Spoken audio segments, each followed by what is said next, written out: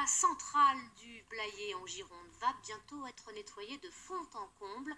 Toutes les installations seront passées au crible pour permettre au parc de fonctionner après 40 ans d'existence.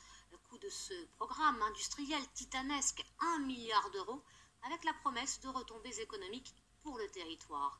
Maria Laforcade, Karim Ejbali.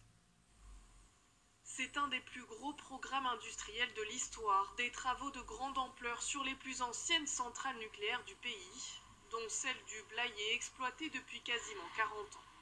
De la maintenance, mais aussi une mise à niveau des normes de sécurité, notamment après l'accident de Fukushima. La centrale a d'ailleurs fait l'objet d'alertes sur 2 de ses réacteurs il y a quelques jours à peine. Nos centrales sont des établissements, et c'est plutôt rassurant, extrêmement contrôlés.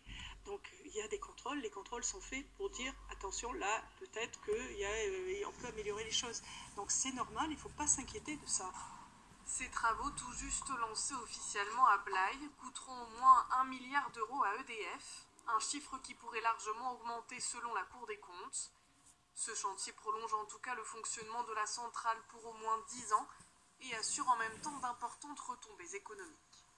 C'est 2000 emplois permanents, directs, vous vous rendez compte, plus les emplois induits, ce qui permet aussi un rajeunissement de la population, puisqu'il y a aussi des mutations, il y a les entreprises privées, les agents EDF, c'est de la main-d'œuvre aussi qualifiée.